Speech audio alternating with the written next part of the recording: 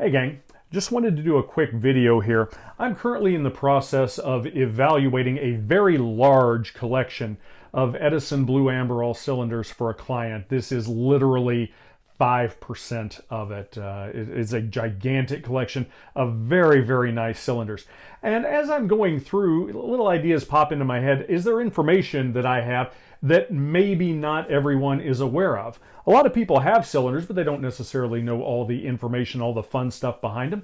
And I was looking at this cylinder right here, actually, very specifically.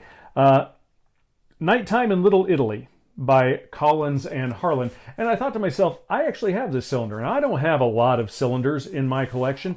I've just really never focused on them. But I knew I had this one, and the thought occurred to me, is this the same take as the one I have?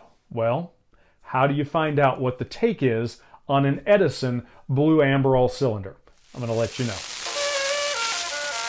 Hello, and welcome to Music You Might Have Missed, a look at 78 RPM records, cylinders, and radio material recorded before World War II.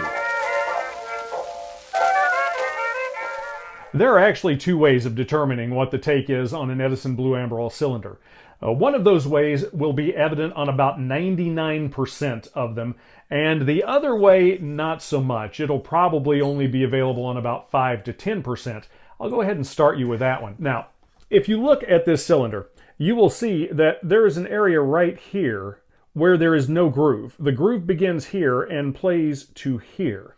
On most cylinders, this area before the music starts is not this wide. And so there's a chance on this cylinder that the take information is actually visible etched on the edge. We're going to take a look.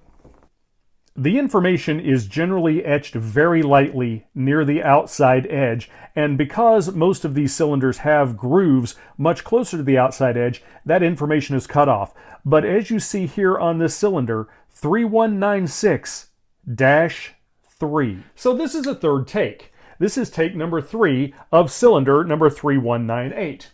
Now that information's not going to be available on about 95% of your Edison Blue Amberol cylinders. This area is just too narrow, and in the process of molding this cylinder and cutting off the edge and doing all the things they do, that information is cut off the end, and it's not there. However, on the other 95%, or actually maybe even more, there is an indicator as to what the take is. It's actually pretty tricky, because down here, after the word patented, you will see a number. In this case, it is number 1. The number after the word patented is not the take number. We have already identified this as take number 3. And so we know the 1 cannot be the take number. So what is that? That is the mold number. That is the number of the mold that was used to make this cylinder. Right here next to the D in patented are 3 tiny dots. You're not going to be able to see this very well. I'm going to make an attempt to hold it up.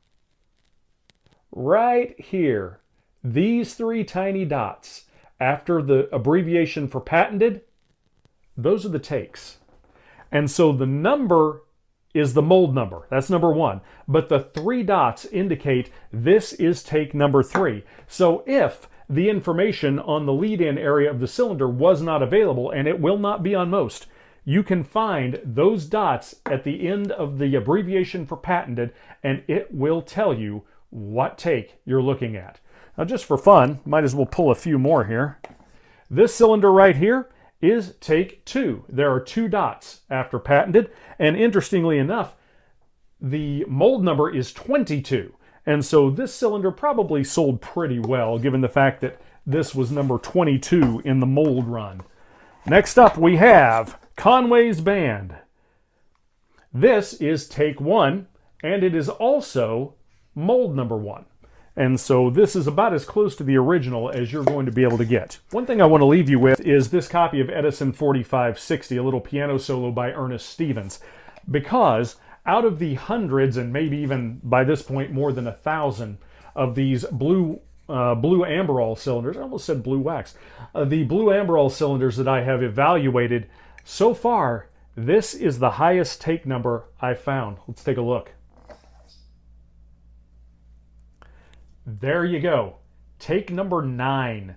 It was a long, miserable day at the studio, I guarantee you. You'll recall that Edison generally liked to do 3 takes, and takes A, B, and C were it if everything went okay. And this is take 9. It was not a good day. Hopefully that gives you all the information you need to know about identifying the take numbers on Edison Blue Amberol cylinders. Remember, every different take is a different performance. So check the takes, because the other take might be a better performance, and you don't want a better performance to be music you might have missed.